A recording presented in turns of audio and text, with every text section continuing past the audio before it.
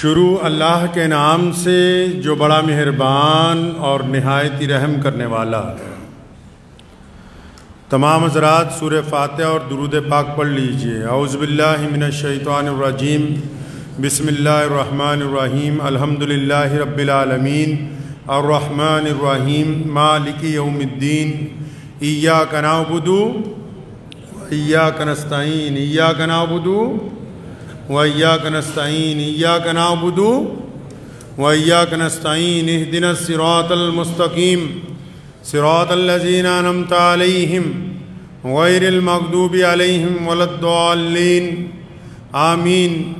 اللہم صلی علی محمد وعلی آل محمد کما صلیت علی ابراہیم وعلی آل ابراہیم انکا حمید مجید۔ اللہم بارک علی محمد وعلی آل محمد کما بارکت علی ابراہیم وعلی آل ابراہیم انکا حمید مجید۔ مٹا دے اپنی ہستی کو اگرچہ کچھ مرتبہ چاہے، مٹا دے اپنی ہستی کو اگرچہ کچھ مرتبہ چاہے، کہ دانہ خاک میں مل کر گلے گلزار ہوتا ہے۔ اللہ کے پیارے نبی حضرت محمد رسول اللہ صلی اللہ تعالیٰ علیہ وسلم کی ذات گرامی، نبی علیہ السلام کی سیرت پاک کا ایک اعلیٰ ترین پہلو جو ہے وہ حلم ہے، جس کو بردباری کہتے ہیں، جس میں تحمل کو شامل کیا جاتا ہے،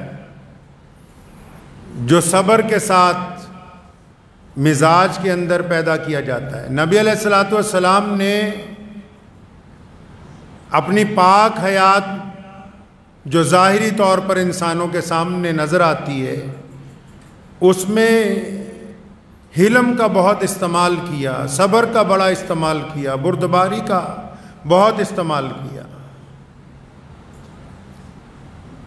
اللہ کے پیارے نبی حضرت محمد رسول اللہ صلی اللہ تعالیٰ علیہ وسلم نے رہنمائی فرمائی انسانوں کی، اور یہ طے کیا کہ جب آپ کے پاس طاقت ہو، قوت ہو، استقامت ہو، علم ہو، دولت ہو، تو رویہ کیسا ہونا چاہیے، اور اگر آپ کمزور ہوں، پریشان حال ہوں، دکھی ہوں، محتاج ہوں، اس وقت رویہ کیسا ہونا چاہیے۔ جو نبی ہوتے ہیں اللہ کے اور پیارے نبی صلی اللہ علیہ وسلم کی یہ شان ہے، جب نبی مکی زندگی میں تھے تو بڑی صبر سے کام لیا، اور جب مدنی زندگی میں آ گئے، مکی زندگی میں یعنی جب حکومت میں دخل نہیں تھا، اقتدار ان کے پاس نہیں تھا، جب غلبہ مشرکین کا تھا، جب تشدد کا دور تھا، تو بڑے صبر سے کام لیا، اور جب مدنی زندگی میں پہنچے، جب اللہ نے اقتدار بھی عطا کر دیا، عدالت بھی عطا ہو گئی، میدان بھی فتح کر لیا، حکومتیں لامحدود زمینوں تک پہنچ گئیں، مکہ بھی زیر نگین آ گیا، تو جب مکے میں تھے پریشانی کی حالت میں تو صبر سے کام لیا، اور جب اللہ نے طاقت سے نواز دیا تو پھر رحمت سے کام لیا۔ یعنی جو نبی ہوتا ہے وہ دونوں صورتوں میں اللہ کی مخلوق کے لیے رحمت والا ہی ہوتا ہے۔ اللہ کے نبی صلی اللہ علیہ وسلم کے یہاں اصول تھا کہ اگر کوئی مہمان آ جاتا تو اس کو خالی نہیں لوٹاتے تھے، کھانا کھلا کے، اگر اس کی کوئی ضرورت ہوتی کپڑوں کی، کرائے کی، سامان کی، پوری کرتے تھے۔ تو اس کام کے لیے نا اکثر ادھار لینا پڑ جاتا تھا۔ سیدنا بلال رضی اللہ تعالیٰ عنہ حضور صلی اللہ علیہ وسلم کے سیکٹری ہیں، پیارے نبی صلی اللہ علیہ وسلم کے پرسنل اسسٹنٹ کہیے، تو ان کی ڈیوٹی تھی کہ جب کوئی مہمان آ جائے تو سامان لانا ہے، اور یہ پوچھنے نہیں جانا کہ نبی علیہ الصلوۃ والسلام سے کہاں سے لاؤں، کس دکان سے لاؤں، نہیں، بس مہمان آ گئے، جاؤ بازار، اب ادھار چاہیے تو ادھار لے آؤ، لیکن مہمان بھوکا نہیں رہنا چاہیے۔ تو وہاں ایک یہودی تھا مدینہ میں، تو ایک دن حضرت بلال رضی اللہ تعالیٰ عنہ کو ملا، کہنے لگا بلال آپ یار جگہ جگہ سے قرض لیتے ہو، میرے پاس بھی بہت پیسے پڑے ہوتے ہیں، کبھی مجھ سے بھی قرض لے لیا کرو، تو مجھے پتا ہے کہ تم وقت پہ لوٹا دیتے ہو، تو میں چاہتا ہوں کہ میرا پیسہ بھی کام میں لگ جائے۔ تو حضرت بلال رضی اللہ تعالیٰ عنہ نے کہا ٹھیک ہے تم سے بھی لے لیں گے کبھی ضرورت ہوئی تو ایک وقت آیا کہ ان سے بھی کچھ قرض لے لیا 1 مہینے کی مہلت کے اوپر۔ اب وہ 1 مہینہ مکمل نہیں ابھی گزرا، 3-4 دن باقی تھے، تو اس یہودی نے کیا کیا کہ 3-4 دن جب باقی تھے تو ایک چوراہے پہ رہا جہاں سے نبی علیہ الصلوۃ والسلام گزرتے تھے، اور جب اللہ کے نبی صلی اللہ علیہ وسلم آئے، سیدنا عمر فاروق رضی اللہ تعالیٰ عنہ ساتھ میں ہیں، سیدنا بلال بھی ساتھ میں ہیں، تو بیچ چوراہے کے اپنے قرض کا تقاضا کرنے لگا، بیچ چوراہے کے۔ ایک تو ہوتا ہے نا کہ کوئی بڑا آدمی ہو، اس پہ کوئی تھوڑی سی انگلی اٹھا دے تو اس کے چاہنے والوں کو پریشانی ہو جاتی ہے، چاروں طرف کوہرام مچ جاتا ہے، اور یہ تقاضا کس سے کر رہا ہے؟ نعوذ باللہ بےہودگی کس سے کر رہا ہے؟ نازیبا الفاظ کن کے سامنے بول رہا ہے؟ جو اللہ کے بعد کائنات میں صرف وہی ہیں، خدا کے بعد زمین پر پوری کائنات میں اگر کوئی اللہ کا سب سے محبوب بندہ ہے، کوئی اللہ تبارک و تعالیٰ کا نائب اگر کسی کو کہہ سکتے ہیں، اللہ نے جن کے سر پہ ختم نبوت کا تاج رکھا ہے، جو رسولوں میں بھی سب سے اعلیٰ، جو انبیاء میں بھی سب سے اعلیٰ، تو پیارے نبی علیہ الصلوۃ والسلام کے سامنے چوراہے میں یہودی کھڑا اور بدتمیزی کر رہا ہے۔ سیدنا عمر رضی اللہ تعالیٰ عنہ کو غصہ آیا، تلوار نکالنے لگے، فرمایا میں اس کی گردن نہ مار دوں کہ یہ بدتمیزی کر رہا ہے؟ تو نبی علیہ السلام نے روکا، فرمایا عمر کیا بات ہو گئی، تمہیں تو الٹا یہ کہنا چاہیے کہ ہم بھائی تیرا قرض ادا کر دیں گے، اس کو کہنا چاہیے کہ تھوڑا صبر رکھ، اور بلال کو کہتے ہیں کہ بھائی اس کا جلدی قرض ادا کرو۔ سیدنا بلال رضی اللہ تعالیٰ عنہ پاس میں موجود تھے، پوچھا کب تک کی مہلت ہے؟ فرمایا یا رسول اللہ ابھی تو 3-4 دن باقی ہیں، یہ زیادتی کر رہا ہے۔ فرمایا کوئی بات نہیں، اس سے قرض لیا ہے نا، اس کو واپس کریں گے۔ اب کیونکہ اس نے تقاضا کیا اور اس نے ایسی بری بات کہی، کہنے والا خود کہتا ہے جتنی بری میں کہہ سکتا تھا اتنی میں نے کہہ دی، اس سے آگے کہتا میری ہمت نہیں تھی، جتنی بری کہہ سکتا تھا میں نے کہہ دی۔ تو نبی علیہ الصلوۃ والسلام کو غصہ نہیں آیا، آپ صلی اللہ علیہ وسلم ناراض نہیں ہوئے اس سے۔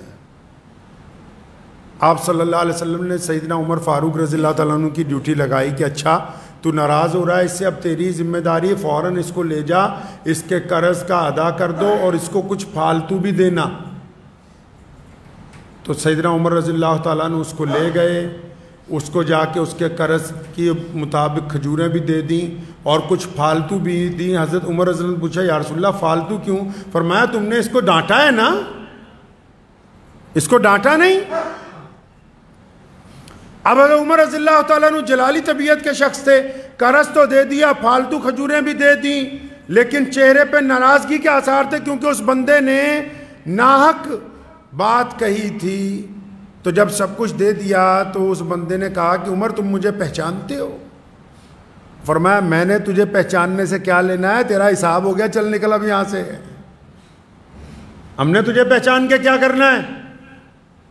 تو وہ کہنے لگا نہیں تم مجھے پہچانتے نہیں۔ حضرت عمر نے کہا میں نہیں تجھے پہچانتا اور نہ ہی پہچاننے کی ضرورت ہے، تجھے تیرا قرض کا مال دے دیا، اب چلا جا یہاں سے۔ کہنے لگا نہیں مجھے دیکھو، میں یہودیوں میں سے توریت کا سب سے بڑا عالم ہوں، میں ابن ڈسنا ہوں، مجھ سے بڑا کوئی توریت کا عالم نہیں ہے، اور میں رسول حق کی تلاش میں تھا، ساری نشانیاں دیکھ لی، ایک نشانی باقی تھی، رونے لگا، کہتا کیونکہ توریت میں لکھا تھا کہ نبی اتنے حلم والے ہوں گے، اتنی صبر والے ہوں گے کہ اگر سامنے سے کوئی بدتمیزی بھی کرے گا تو وہ اس کی جواب اس کے انداز سے نہیں دیں گے۔ کہتا بس وہ والی بات چیک کرنے کے لیے یہ چوراہے والا میں نے قصہ گھڑا ہے، اب تو مجھے لے چل محمد رسول اللہ کے قدموں میں تاکہ میں رسول اللہ صلی اللہ علیہ وسلم کی غلامی کو اختیار کر لوں۔ بہت سارے لوگ بڑا بننا چاہتے ہیں، سب کی خواہش ہے، اور ماشاءاللہ جب سے 10-15 سال سے سوشل میڈیا شروع ہوا، یہ خواہش نے تو سمجھیے ساری حدود ہی توڑ دی۔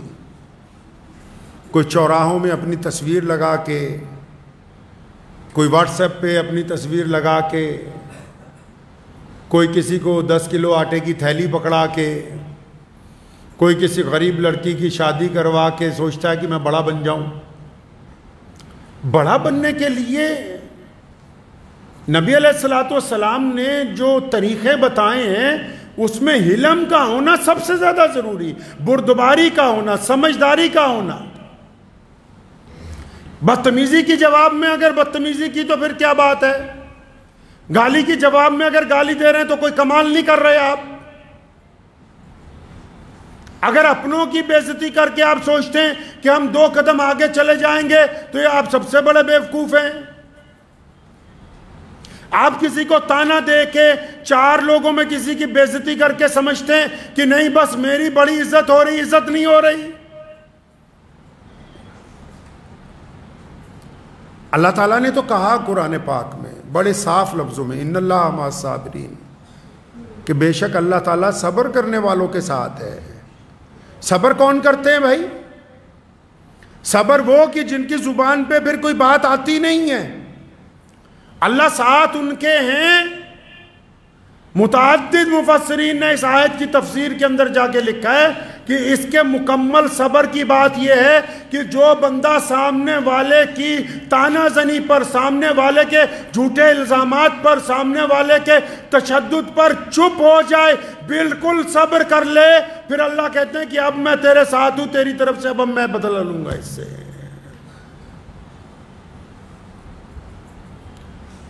تو ہمارے ہاں کیا معاشرے میں کام ہے؟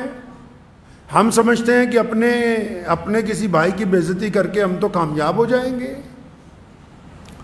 اکثر ایک مقولہ بہت مشہور ہو گیا ہمارے ہاں، بہت سارے لوگ ہر ایک معاشرے میں، یہ صرف میں مسلمانوں کی بات نہیں کر رہا، ہر ایک معاشرے میں ایسے 2-4 لوگ آپ کو مل جائیں گے جو ایک ڈائیلاگ ماریں گے۔ کیا ماریں گے جی؟ ہم تو منہ پہ کہہ دیتے ہیں، میں تو جو کچھ کہنا اگلے دے منہ تے ہی کہہ دینا۔ اچھا جی، جو کہتے ہو منہ پہ کہہ دیتے ہو؟ تو یہ بہت بڑا فن ہے، یہ بڑی مہارت کی بات ہے کہ آپ جو کہہ رہے ہو منہ پہ ہی کہہ رہے ہو۔ بھائی کمال کی بات ہے یہ جو بندہ یہ لفظ کہتا ہے نا، کون سا لفظ؟ کہ جی میں تو منہ پر ہی کہہ دیتا ہوں، اگر وہ بادشاہ کے منہ پر کہتا ہے تو پھر یہ سچ کہہ رہا ہے۔ اگر یہ اپنے بھائی کی بے عزتی کرتا ہے، اگر یہ اپنے پڑوسی کی بے عزتی کرتا ہے، اگر یہ اپنے دوست کی بے عزتی کرتا ہے، اگر یہ غریب کی بے عزتی کرتا ہے، اگر یہ مانگنے والے کی بے عزتی کرتا ہے، تو اس سے بڑا بے ایمان کوئی دوسرا ہے نہیں، اس سے بڑا بے ایمان کوئی دوسرا نہیں ہے۔ کیا منہ پہ کہہ دیتا ہے بھائی؟ مطلب دل اتنا چھوٹا ہے، اتنا چھوٹا دل ہے کہ اگر اپنا کوئی بھائی نماز نہ پڑھتا ہو تو بیچ چوراہے کے اس کو 10 لوگوں میں ٹوکتا ہے تاکہ اس کی بے عزتی ہو جائے۔ دل اتنا چھوٹا ہے کہ اپنے اگر کسی بھائی بہن کا عیب پتہ ہو تو 50 لوگوں میں بیٹھ کے اس کی کھلی اڑاتا ہے۔ مطلب دل اتنا چھوٹا ہے کہ اگر کوئی اپنا پڑوسی کوئی ضرورت کی چیز مانگ لے تو 10 لوگوں کو بتاتا پھرتا ہے، ارے یہ منہ پہ کہنے والا نہیں ہے، یہ بدبخت کمظرف ہے، یہ بے ایمان ہے، یہ منہ پہ نہیں کہہ رہا۔ منہ پہ تو سیدنا حبیب بن زید نے کہا بادشاہ وقت کو کہ ہم تجھے نہیں مانتے. منہ پہ کہا عمار بن یاسر نے رضی اللہ تعالی عنہ نے ابو جہل کو کہ میں تیرے طریقے کو تسلیم نہیں کرتا. منہ پر کہا سیدنا سمیہ رضی اللہ تعالی عنہ نے شہادت کو قبول کیا, کفار مکہ کے مطالبے کو منظور نہیں کیا ہے. منہ پر کہتے ہیں. اچھا منہ پر کہنے کا شوق ہے؟ اچھا پھر کہو نا منہ پہ ذرا کہہ کے بتاؤ کہ اب تک کتنی نمازیں چھوڑی. بتاؤ نا منہ پر کہ میرے بیٹے جو ہیں بدمعاش ہیں. بتاؤ ذرا منہ پر کہ ہمارے باپ نے فلاں کے ساتھ ٹھگی ماری تھی. بتاتے کیوں نہیں کہ ہم بدمعاشی کا کاروبار کرتے رہے تھے؟ بتاؤ نا منہ پر کہ میں تو 2 نمبری کا کام کرتا رہا ہوں. کیوں نہیں بتاتے کہ میں نے فلاں کی بیٹی کے ساتھ منہ کالا کیا تھا؟ کیوں نہیں بتاتے کہ میں نے فلاں کے ساتھ اتنے ہزار کی بے ایمانی کی تھی؟ بتاؤ نا کہ میں نے کس کس کی ماں بہن بیٹی کے لیے غلط ارادے دل میں پال رکھے. منہ پہ کہنے کا اگر شوق ہے تو پھر اپنی اوقات بتاؤ, اپنی اصلیت بتاؤ. اگر یہ لفظ کہتے ہو کہ ہم جو کہتے ہیں منہ پر کہتے ہیں, اس کا مطلب جھوٹ بولتے ہو. تم اپنی کمیاں تو منہ پر کہتے ہی نہیں ہو. اپنی کمیاں منہ پر نہیں کہتے ہو. منہ پر کہنے والے لوگ معاشرے کو توڑنے والے لوگ ہیں. پیارے نبی صلی اللہ علیہ وسلم سے زیادہ اللہ کے بعد کون کائنات میں عزت والا ہے؟ رسول اللہ صلی اللہ علیہ وسلم سے زیادہ کس کی تکریم ہو سکتی ہے؟ پیارے محمد صلی اللہ علیہ وسلم سے زیادہ کائنات میں کس کا ادب ہو سکتا ہے؟ پھر بھی ایک صحابی رسول صلی اللہ علیہ وسلم آتے ہیں, نوجوان آتا ہے اور آ کے کہتا ہے یا رسول اللہ میرا تو زنا کرنے کی طبیعت چاہتی ہے. آج کل ذرا کسی مولوی کو یہ بات کہہ کے دیکھو 400 فتوے ساتھ میں آ جائیں گے. اپنے کسی پیر کو کہہ کے بھیجو, کہے گا تھپڑ مارو باہر نکالو اس کو. اپنے کسی بڑے کو کہہ کے بھیجو. آج کل تو ماشاءاللہ جو پیر ہوتے ہیں, جو بڑے بڑے لوگ ہوتے ہیں, دیندار بھی ہوں چاہے, ان میں سے 99% تو وہ ہیں جن کو مرید بھی وہ چاہیے جو بہترین بڑی گاڑی والے ہوں, اچھا اے سی والا ہو. ان کو تو غریب مرید کا گھر بھی اچھا نہیں لگتا. پہلے سے ہی مشورے میں طے ہو جاتا ہے کہ کون سی کوٹھی پہ حضرت اتریں گے اور کون سی کوٹھی سے ہیلی کاپٹر میں بیٹھ کے واپس چلے جائیں گے. پہلے ہی طے ہو جاتا ہے. یہ محمد الرسول اللہ صلی اللہ علیہ وسلم کی سنت کو کہاں پہنچ سکتے ہیں؟ پیارے نبی حضرت محمد الرسول اللہ صلی اللہ تعالی علیہ وسلم کیا چاہتے ہیں؟ آپ نبی علیہ السلام نے کیا طریقہ طے کیا ہے؟ یہ طے کیا, سنو, جس طرح نماز کے لیے وضو ضروری ہے, جس طرح نماز کے لیے امام کے پیچھے نیت باندھنی ضروری ہے, جس طرح نماز کے لیے قبلے کی طرف منہ کر کے کھڑے ہونا ضروری ہے, اسی طرح اخلاق کے لیے اپنے سے کمتر آدمی کے ساتھ عاجزی سے ملنا نہایت ضروری ہے. یہ جو دیوان صاحب کو سلام کرتے پھرو نا, اس کو چمچا گیری کہتے ہیں, اس کو اخلاق نہیں کہتے. اس کو چمچا گیری کہتے ہیں. اخلاق کس کو کہتے ہیں جی؟ اپنے سے کم تر کے ساتھ. بیوی آپ کی آپ سے کمزور ہے, آپ سارا غصہ اسی پہ نکالنا چاہتے ہیں. آپ کے بیٹا بیٹی آپ سے کمزور ہیں, آپ سارا غصہ انہی پہ اتارنا چاہتے ہیں. آپ کا بھائی آپ سے کمزور ہے, آپ ساری عزاداری اسی پر چاہتے ہیں. آپ کا پڑوسی آپ سے ڈرتا ہے, آپ ساری گنڈا گردی اسی پہ کرنا چاہتے ہیں. آپ کے محلے والے آپ سے خوفزدہ ہیں, آپ سب کچھ انہی کے ساتھ کرنا چاہتے ہیں. ارے جو اپنے سے کمتر لوگوں کے ساتھ محبت کرنا نہیں جانتے, انہوں نے ابھی محمد رسول اللہ صلی اللہ علیہ وسلم کی سیرت کو پڑھا ہی نہیں. اعلیٰ ترین لوگوں کی چمچا گیری کرنے سے بہتر ہے اپنے ساتھ والوں کے ساتھ حسن سلوک کو قائم کیا جائے. اللہ نے عزتوں کا جو سرمایہ رکھا ہے وہ عزتیں بانٹنے میں رکھا ہے. دولت لگاؤ بازار میں, دولت بڑھتی ہے. آپ زمینیں خریدیں, زمینیں بڑھتی چلی جائیں گی. علم حاصل کریں, علم بڑھتا جائے گا. اپنے جسم پہ محنت کریں, جسم میں خوبصورتی آتی چلی جائے گی. تو پھر یہ کیا بہتر ہے کہ اگر آپ عزتیں بانٹیں گے تو آپ کی عزت میں اضافہ نہیں ہوگا. جو دوسروں کی عزت چھین کر خود عزت دار بننا چاہتے ہوں وہ قیامت آ سکتی ہے, دوسرے کا مقام نہیں لے سکتے. تو ہمیشہ اس بات کو یاد رکھیں کہ یہ رسول اللہ کی سنت ہے. کیا؟ حلم اپنے اندر پیدا کرنا، بردباری پیدا کرنا، اپنے میں سنیم لانا. فوری طور پہ جواب کے طور پر جواب دے دیا تو کوئی کمال کا کام نہیں کیا ہے ہم نے. کچھ چیزیں اگر برداشت کر لی جائیں تو برداشت میں تو مزہ ہی بہت زیادہ ہے، برداشت میں تو لطف ہی بہت زیادہ ہے، بانٹ کے کھانے میں تو لطف ہی بہت بڑھ جاتا ہے. اگر آپ برداشت کرنا سیکھ جائیں گے تو اللہ تبارک و تعالیٰ آپ کے لیے رزق کے دروازے، عزت کے دروازے کھول دیں گے. تو برداشت کرنا بھی تو پیارے نبی حضرت محمد رسول اللہ صلی اللہ علیہ وسلم کی سنت ہے. اب یہ جو سنت ہے یہ بار بازار سے شروع ہونے والی نہیں ہے، گھر سے شروع ہوئی، اپنے گھر سے، اپنے اہل و عیال سے، اپنے والدین سے، اپنی بیوی بچوں کے ساتھ، اپنے پڑوسیوں کے ساتھ، اپنے بھائیوں کے ساتھ، اپنے غیر مسلم دوستوں کے ساتھ، اپنے محلے والوں کے ساتھ، یہاں سے شروع ہونے والی ہے. تو اس لیے اپنے اندر صبر کے مادے کو پیدا کریں کہ جو بندے صبر کرنے والے ہوتے ہیں بڑی ہمت والے ہوتے ہیں. صبر کرنے والا بندہ حالات سے گھبراتا نہیں ہے. بعض اوقات حالات بگڑ جاتے ہیں نا، لوگ جان کے دشمن ہو جاتے ہیں. جو ڈرپوک آدمی ہوتا ہے وہ گھبرا جاتا ہے، چھپتا پھرتا ہے. صبر کرنے والے حالات سے نہیں گھبراتے.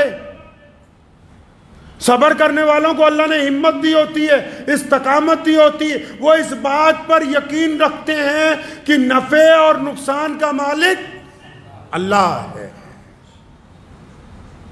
اگر آپ صبر کرنے والے ہوں گے پھر اللہ کا ساتھ آ جائے گا، اللہ کی مدد آپ کے ساتھ آ جائے گی.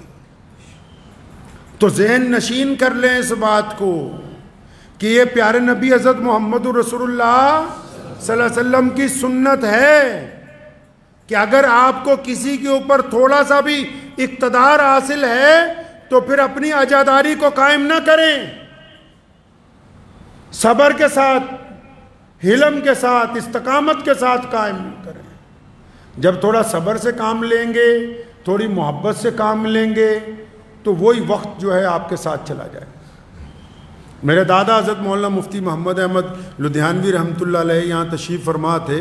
سن 1952 یا 53 کا واقعہ ہے. تو کوئی صاحب آئے، ان کو کام وام کہیں لگا دیا تو اس بندے نے پیسے نہیں دیے تو بڑا ناراض ہوا، اس سے بھی ناراض ہوا، مفتی صاحب رحمۃ اللہ علیہ سے بھی آ کے ناراض ہوا.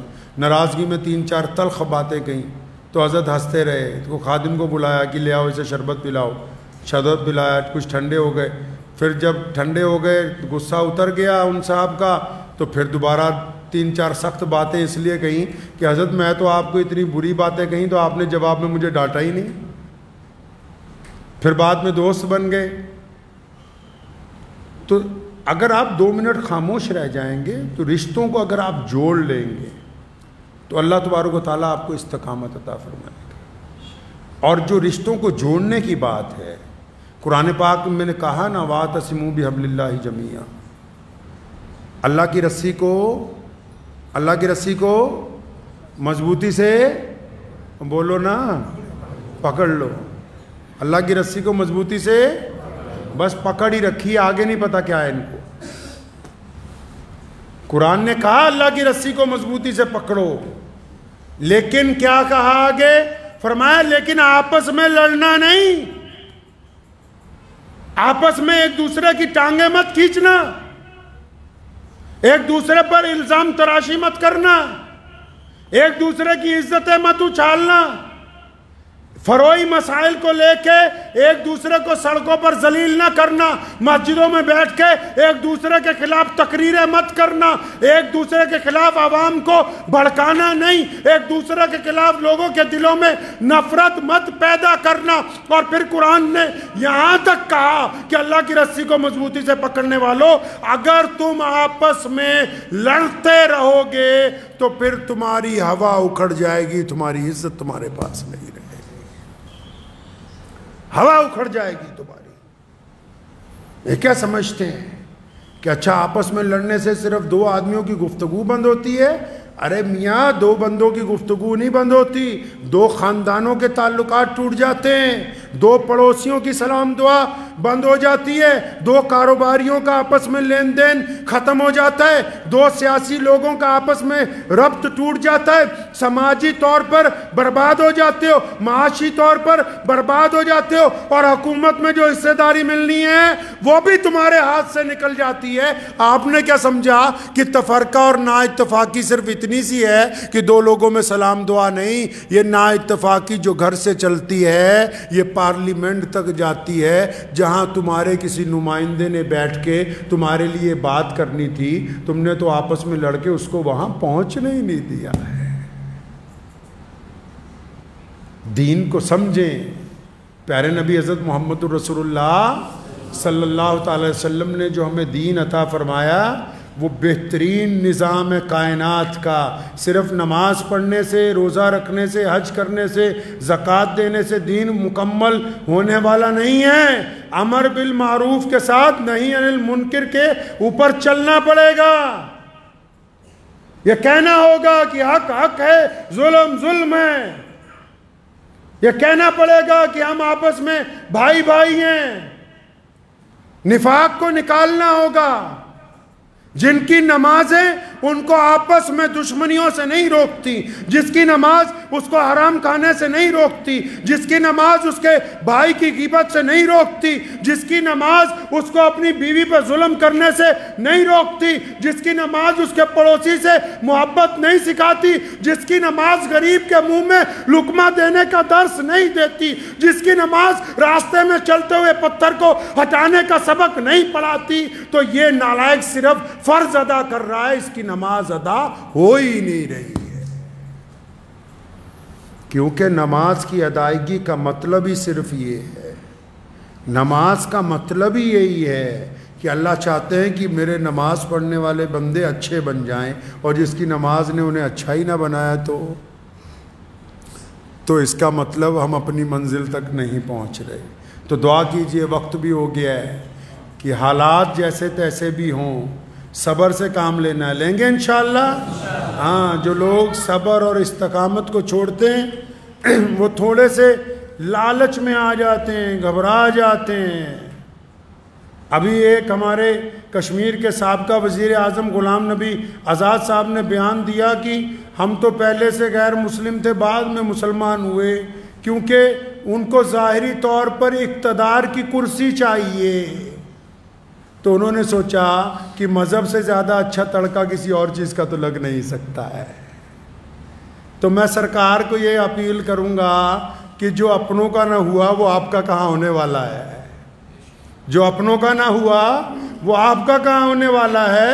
جو گرگٹ کی طرح رنگ بدلتے ہوں ان کو اسلام نے بھی کہا کہ یہ منافق ہیں، ان کو دنیا کے دستور نے بھی کہا۔ کسی بھی دیش میں چلے جائیے، سیاسی طور پر رائے کا اختلاف رکھنے والے لوگ قابل قبول ہوتے ہیں، لیکن اگر کوئی اپنے دیش سے اختلاف رکھتا وہ بندہ قابل قبول نہیں ہوتا۔ تو اس لیے ہمیشہ یاد رکھیں، حالات جیسے بھی آ جائیں، اسلام کا دامن محمد رسول اللہ صلی اللہ علیہ وسلم کے راستے کو اپنی جان سے عزیز رکھتے رہیے۔ دعا کیجئے اللہ اس کے اوپر عمل کی توفیق عطا فرمائے۔ وآخر دعوانا ان الحمدللہ رب العالمین۔